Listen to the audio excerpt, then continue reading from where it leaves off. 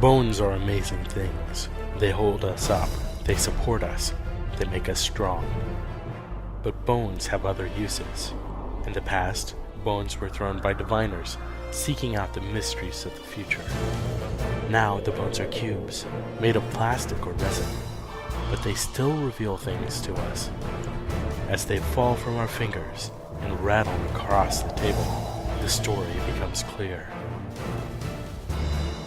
Welcome to Bone Throwers Theater, an RPG actual play podcast. Hello, and welcome back to Bone Throwers Theater. This is Johnny. I normally play Jorus Glave. And this is Jeremy. I normally play Grayson Sleep Digby. I'm Jeff, and I have been playing Demetrius Throw a Knife into him, Norden. Jeffrey, he is asleep. Gross. Yeah, you right. And I am Aaron, and I play Brother Benedict. And I'm Jordan, and I am the GM. And what session we've had? Yeah, so normally we typically try to record 4 in an evening, but We got a late session. But we got a late start today, and it's after midnight already. So, and we play normally on Saturdays, and we're all church-going folks. So the morning is going to come very early. So we've decided to end a little early, and it kind of wrapped up on a very high note cliffhanger. Facing down an angry mob. Yeah. Not facing down, fleeing from. All But- thanks to the rash The clock actions. throwing a crazy no. lady. No, the rash actions of Demetrius. But really, all of us have done something rash at one point or another. Yeah. That's kind of the point of the game, right? Is to I mean- do stupid things. Over saving someone, over the queen, over your girl, or your reputation, or... or What did Grayson do that was you consider rash? Extreme, but not rash. I guess we have different definitions of rash. I think that's what It's, Aaron was trying to say. Itchy red bumps on your skin. Yeah. Right. It's a rash. This game might cause a breakout in your skin. Just don't insult my queen. I guess maybe, planting a magical gear that you didn't know what it was going to do onto a dead rival in the hopes that you could pin it on him. Well, no. See that was It calculated. was a little more calculated. And then I made it evil. Throwing a knife at somebody who obviously has the attention of Yeah, that's something and- Jorus might do. the undermarket. Yeah. It wasn't thinking through the consequences. There was no calculation in that. Definitely no calculation at all. It sounds like something Jorus might do. Yes. All I know is that the crazy lady insulted one of Demetrius's main beliefs, that timing is everything. And then she destroyed one of his very first clocks. Yes. But in defending your statement that timing is everything, you took the wrong time to throw the knife. No, it was the perfect time to throw the knife. It was the perfect time to throw the knife because no one was expecting it. Grayson was halfway expecting it. That's because Grayson knows Demetrius well enough to know that that was a button being pushed really hard. So yeah, I mean, isn't that my job though? Is to ask you what your buttons are and then push them. I think I pushed, and maybe not Grayson's, but Oh, you've pushed Grayson. I meant tonight. Tonight, no. Oh, yeah. Tonight, I set out. I pushed Benedict's buttons with the shopkeeper who froze to death in front of him. Poor Benedict. Yeah, was- I knew. I was knew horrible. as soon as that Yeah. started going down, I was like, "Well, I know what Grayson knows what needs to happen," but I wasn't gonna stand there and try and convince Benedict that that's what needed to happen. Yeah. And then Jorus, I was getting close to pushing the buttons with the talk of giving the crown to Willem of Orange. Yeah. Well, Well, what I hap- wasn't in the room for the majority of that, so. Well, what helped with that is you had the rest of the group that was sort of Yeah. took your stance on that. Yeah. Yeah. Maybe not for the same exact reasons, but No, but And then honestly, that's the only reason I work with Cheddar is because he agrees with me that the queen is still the queen. yeah, and then the most flagrant of all Just dirty. I mean, yeah.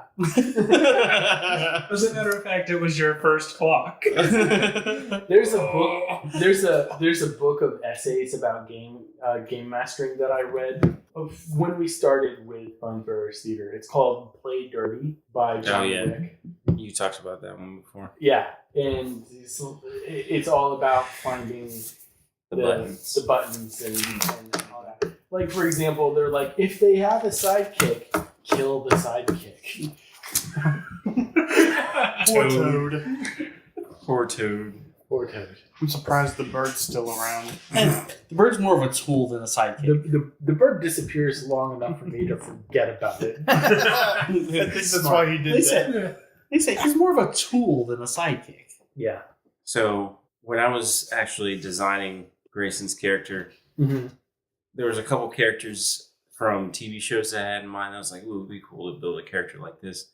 And sort of one of the characters I picked, now we're talking about GMs pushing people's buttons, has a philosophy that even when your buttons get pushed, you don't go full on like hysterical. Yeah. Like your buttons are pushed, but you go to the next part of your plan. So that helps a lot if you're Grayson. Well, yeah, that's what I'm saying. That's the rest of these fools. Which is why I guess these last couple sessions we've even talked about it, how it has forced us to act differently than we would normally act. That's how Demetrius knew in the first episode of this session when Jorus and Demetrius met back up with Benedict and Grayson, and Demetrius saw Grayson running somewhere. It's like, something's wrong. Like, something's wrong. We gotta go. Yeah, because that's not a normal Digby thing to do. Digby don't dig running. He's normally pretty methodical about what he does. Only when things are going down. Yeah, the whole thing with you guys going back to Parliament. That was a cool, like imagery and scene. I really want to know if the voice was still there, though. Well, you can go back. Wasn't there. You're welcome to. You're welcome to try and go there. That was completely off the cuff. That's good. And honestly, everything that has happened around that Parliament building from the last recording session with the "You must see the crown to the Bay Banshee" to that, none of that has been planned. And that has been some of the best stuff of this arc of the campaign. Yeah. Best role playing goes to the GM for the night. Yeah, well, thank you. The Undermarket, I always planned for the Undermarket to be a big part of tonight. And you guys are finally coming around to some secrets that I've been planning for a while. Particularly that the bones are the key. Are the key to getting into the St. Albrecht's. The question is, how do we get those bones out of there? Respectfully. Or by plucking them from the wall. Or disrespectfully. Irreverently. Expediently. Yes. It seems we've already pissed off the whole crowd. Let's just grab them on the way out and be done. Yeah, I mean, my only issue with doing that would be upsetting Adrian Marr. That's the only reason I wouldn't just grab him. Yeah, because he is a useful resource. Demetrius and Grayson know nothing about the bones being a thing. We didn't have time to share that. Yeah. Well, true. There's that. Grayson has another reason to be potentially very pissed off at Demetrius. Oh. It's like, oh, this new tool, this undermarket, I'm going to establish my new kingdom. Now, because of Demetrius, no one here likes me. Not no one, just look at that. Some of them. Just the enemies. Just the cultists. Yeah. And the people who liked the cultists and the large crowd that we just killed this woman in front of. Yeah. I mean, half of them probably would have killed her themselves if they had a motive to. I mean, Grayson, honestly, I'm sitting here thinking as Grayson, this undermarket thing is like, ooh, I can teleport myself here so no one can actually know that I'm coming here and do all these dealings. And it's like, especially with the Cold Forge Smith, it's like, oh, I'm going to be the middleman between them and the crown. And oh, this is going to be great. Money, and now the crown is going to rely on me. Which is a big goal for you. Yes. Yeah. Thanks, Jeff, for ruining my life. Was this the fourth time? Yes. I love it when players get along. So let's go ahead and discuss handing out points and everything like that. So we'll go ahead. Everybody gets their base of 10. Johnny, happy birthday. You get 5 more. Yes, it is Johnny's birthday. It was Johnny's birthday Oh, it was. as of half an hour ago, 45 minutes So ago. since we're handing out points afterwards, Johnny, you don't get those. Who died and made you do that? And now let's go ahead and discuss role-playing, character advancement, and snacks. All tough categories tonight. Very Yes. Tough categories. Role playing. Yes, role-playing. I'd say Jorus. Personally, the reason I like some of the Jorus stuff tonight was because he did things that I think were a little out of character, but were very much in keeping with some of the things that his character has tried to be. Jorus just wanted to be a leader of the group, and while the rest of us were off doing rash actions, specifically in the Cheddar instance, he stayed back and calmed Cheddar down, knowing that there was... I can't. I just can't do it. It was a name on my list. I just randomly chose. I made Cheddar mild.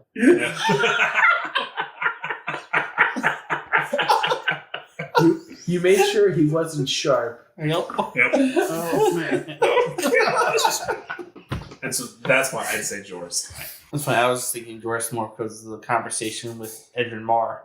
I was thinking, poor Benedict with the frozen guy. Like, Oh, that was rough. you know, it's like, what is he supposed to do? He tries to save him, but he can't. So, I mean, he performs his last rites.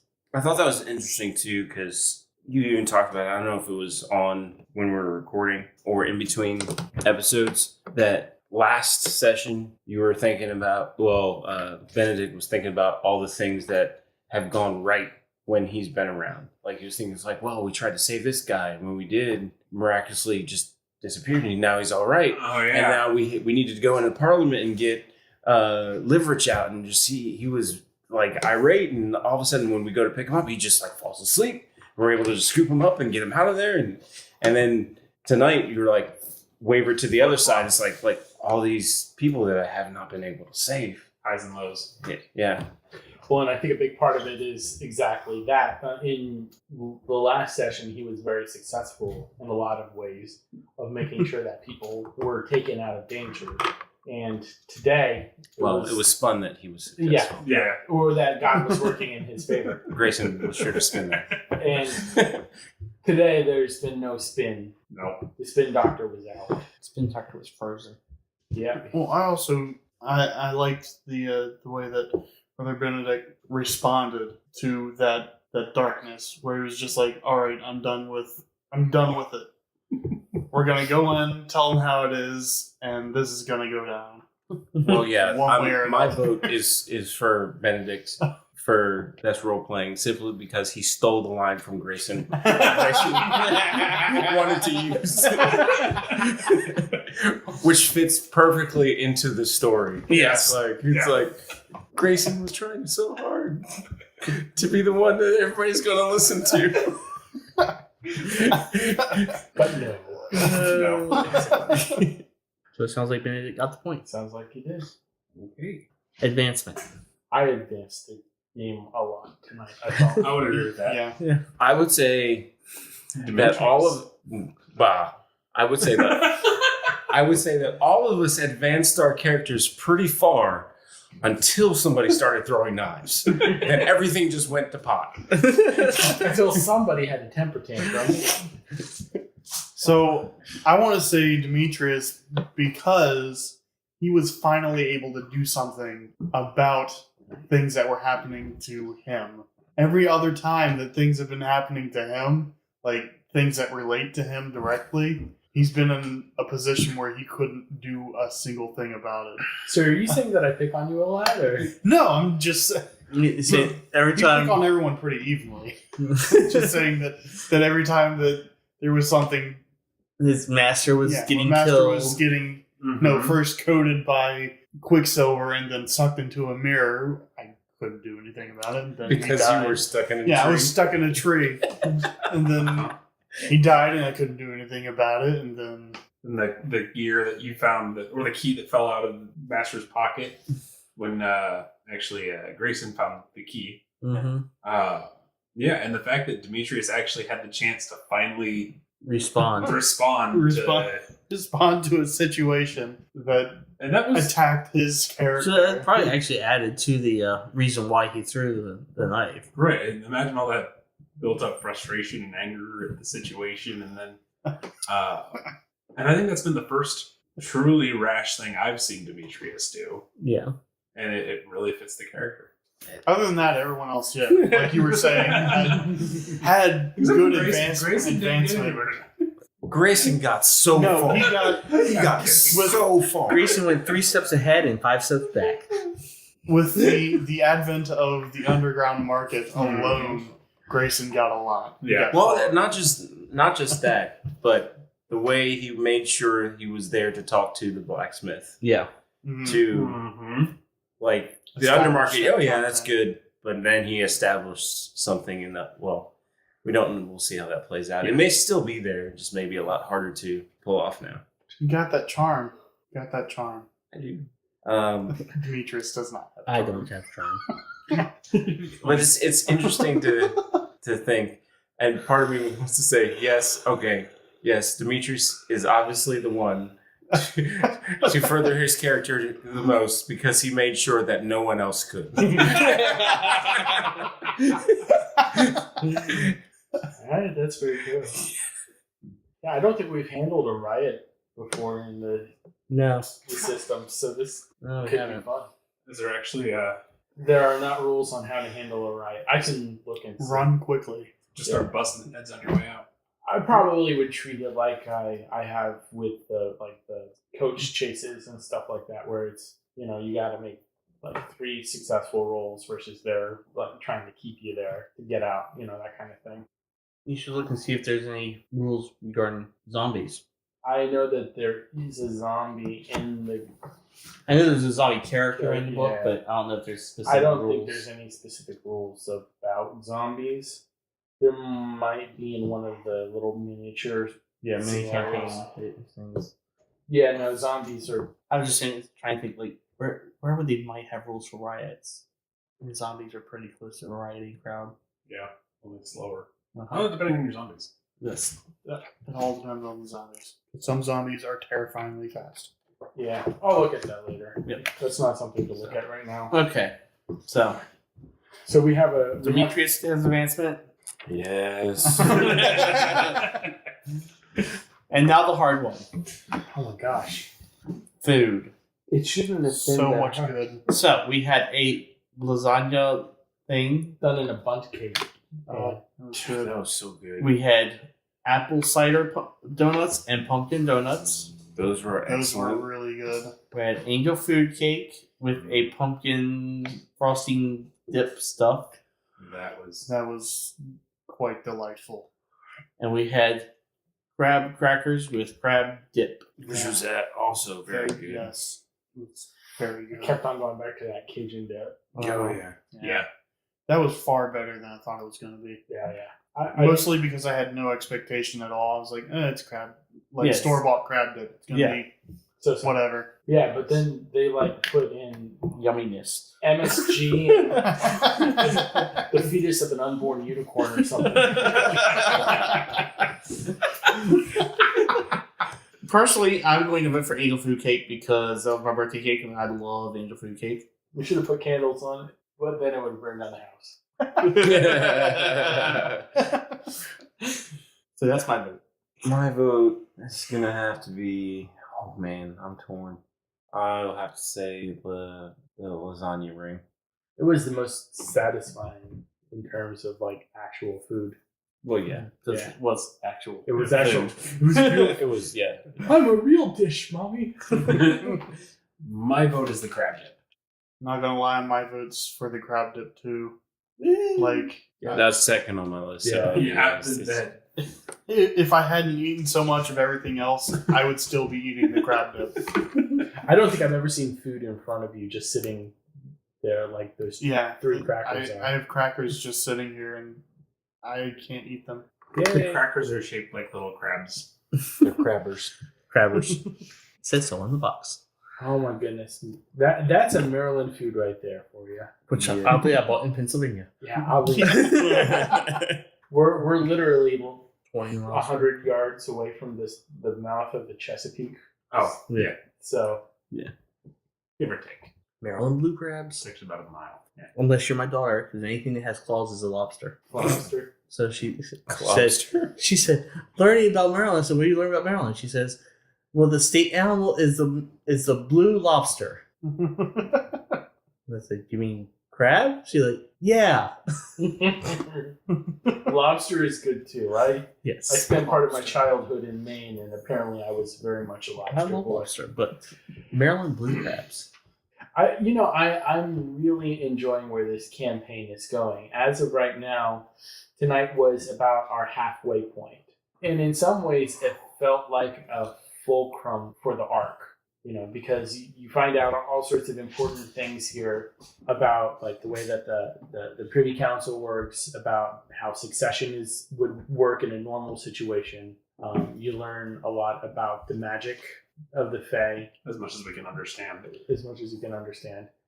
Adrian Marr is such a fun character to play. I learned a lot about Fey magic. Yeah, back to the Privy Council. I will say that's another reason why I thought everybody advanced their character, because we finally got people to listen to us that hired us to do the job, and they were like, "Oh, we want to know what you think. Let's put you in jail first."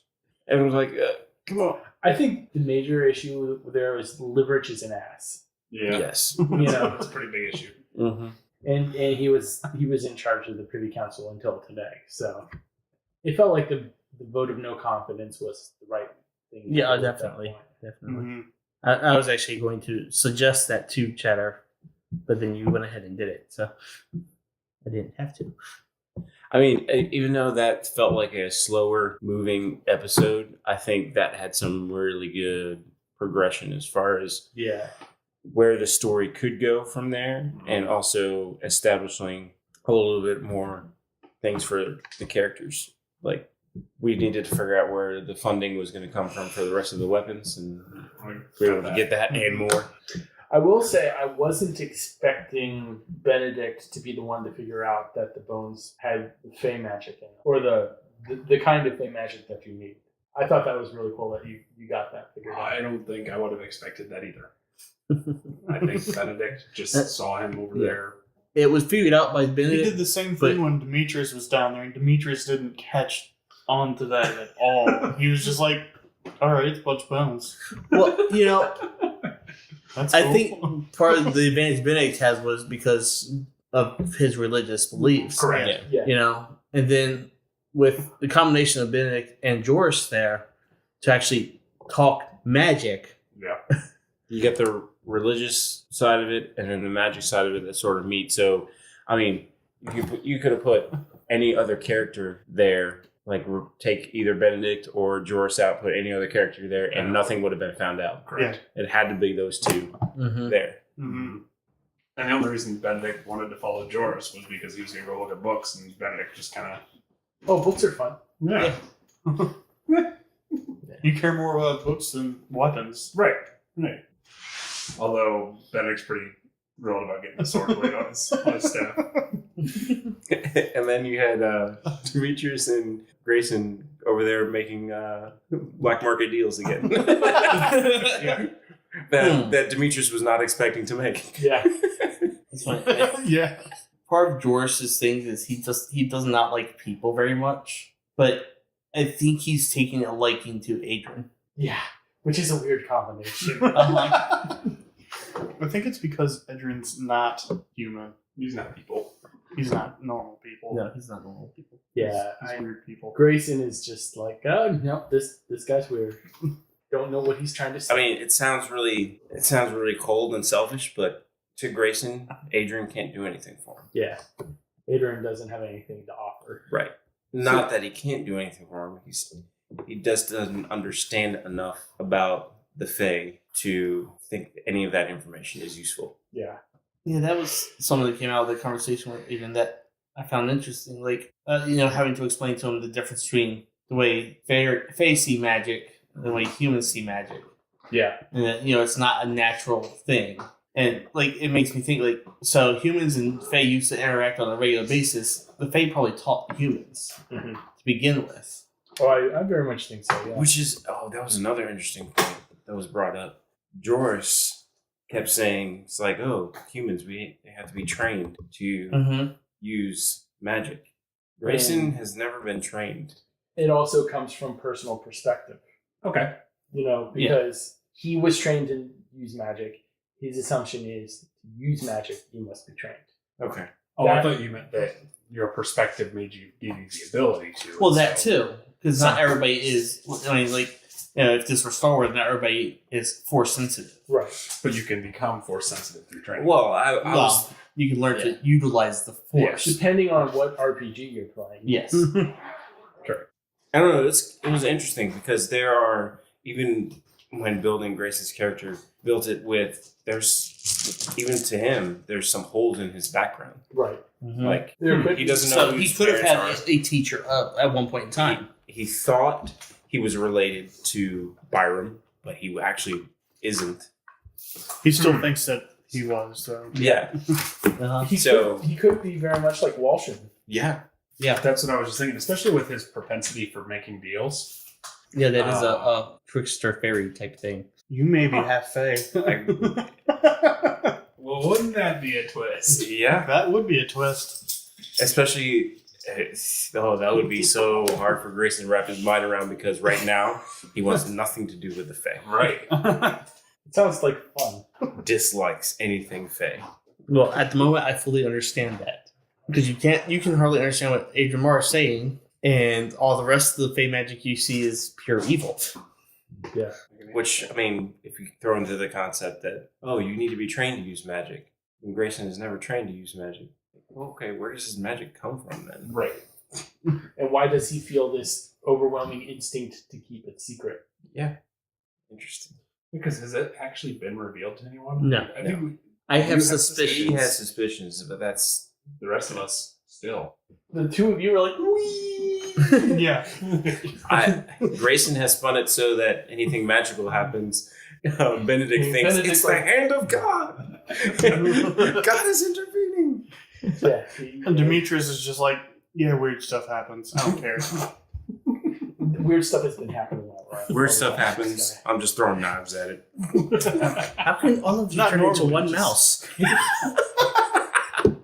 That was fantastic. That was a good one. There was a reason that it came out that way. Like you said it something. The frustrating one. Yeah, you said the Yes, the frustrating. frustrating. And according to Adorin, all of you were frustrated. Mhm. Because, We're slow. yeah. And you don't understand what he's trying to tell you in plain Fae. Except he's not speaking in Fae. He's speaking in Broken English. our common. Yeah. Yeah. Oh, and for the official recording, I finally figured out who I based his voice off of. Christoph Walsh. He was in Django Unchained, Inspector, and a whole host of other movies. But he's originally an Austrian actor, so his accent is actually kind of got this hesitating quality to it, at least in my mind. So thinking of him, he recently did a movie with Terry Gilliam that I saw that was I liked a lot. But I can't remember the title because it's late o'clock. All right. Does anybody have anything else that they would like to cover? Just things still on the table, obviously, is The key the key. is still missing. Well, Well, apparently it's- it's in the... It's Cathedral. apparently in the cathedral. With the queen. The queen's in there too, Queen and the key. according to the compass. Unless the compass is just leading us to the key, which leads us to the queen. Also possible. Because Yeah. we need the key to get to the other realm. The spreading ice problem. Which is the Banshee realm, apparently. Yeah. What about the Raymond fire The Riemann fire in the river? in the river. Yeah. It's a pretty big thing. The effects of the miscourt. And the fact that the Iberians are somehow working with Banshee cultists. I don't know if we should be that surprised because we knew the Iberians were already involved. Well, the fact that some of them have at least escaped. Yeah. And it sounds like she's been visiting for a while. I mean, the Iberians have been there for a while without anyone else catching wind of it. Well, I know that Dinsham had a hand in that. Yeah. All right. Sounds like a wrap. Thank you so much for listening. Thank you for listening to Bone Throwers Theater. Our cast is Aaron, Jeff, Jeremy, Johnny, and Jordan. We are releasing this podcast under a Creative Commons Attribution, Non-Commercial, No Derivatives 3.0 Unported license. That means that you can share the podcast, but please do not modify it or try to gain financially from it. If you would like to visit our website, you can do so at bonethrowerstheater.com. If you would like to send us an email, you can do so at bonethrowerstheater@gmail.com. Our Twitter handle is @bonethrowerstheater, and also you can look us up on Facebook and Google+. And until next time, may the bones fall ever in your favor. This has been a Nerd Circle podcast production.